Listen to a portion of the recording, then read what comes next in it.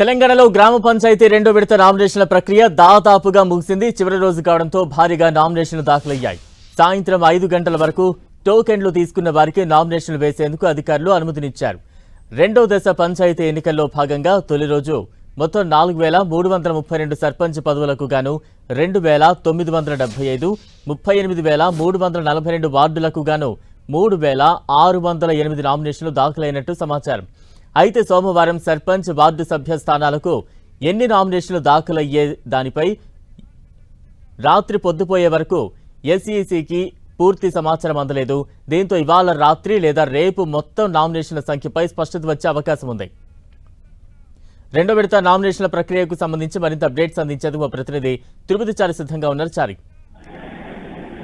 తెలంగాణలో గ్రామ పంచాయతీ ఎన్నికల పోలింగ్ కు సంబంధించిన ప్రక్రియ కొనసాగుతుంది. మొదటి దఫా నామినేషన్ల ప్రక్రియ ముగిసింది. ఇక రెండో దఫా నామినేషన్ల ప్రక్రియ ఈ రోజు ముగిసింది.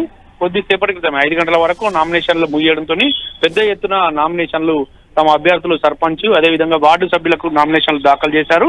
అయితే మొత్తం 193 మండలాల్లో 4333 గ్రామ పంచాయతీలకు గాను 38350 వార్డులకు గాను ఈ నామినేషన్ల ప్రక్రియ కొనసాగింది రెండో దఫాకు సంబంధించి. అయితే కొద్దిసేపటి క్రితమే నామినేషన్ల ప్రక్రియ ముగిసింది. అయితే ఇప్పటి వరకు ఎక్కడైతే రిటర్నింగ్ ఆఫీసర్ పరిధిలో నామినేషన్లు దాఖలు చేసేందుకు కార్యాలయం పరిధిలో ఉన్న వాళ్ళందరినీ కూడా నామినేషన్లు స్వీకరిస్తారు.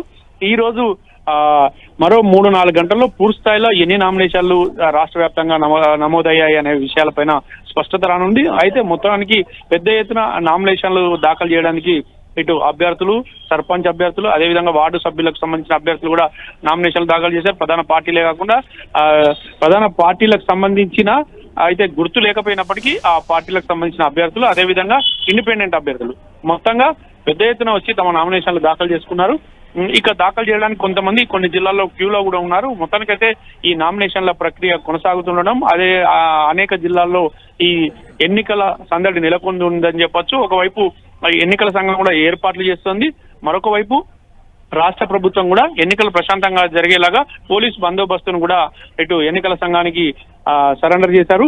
ఆ బందోబస్తు వ్యవహారాలన్నీ కూడా ఇప్పటికే రాష్ట్ర ఎన్నికల సంఘం సంబంధించిన కమిషనర్ రాణి కుందిని కూడా ఇప్పటికే వీడియో కాన్ఫరెన్స్ నేరుగా సమావేశాలు నిర్వహించి అన్ని చర్యలు చేపట్టారు. మొత్తానికి స్పష్టమైన ఆదేశాలు జారీ చేశారు. ఇక్కడ మరొక వైపు ఇటు మూడో దఫాకు సంబంధించిన నామినేషన్ల ప్రక్రియ కూడా ప్రారంభం కాబోతుంది. Right, thank you Chari.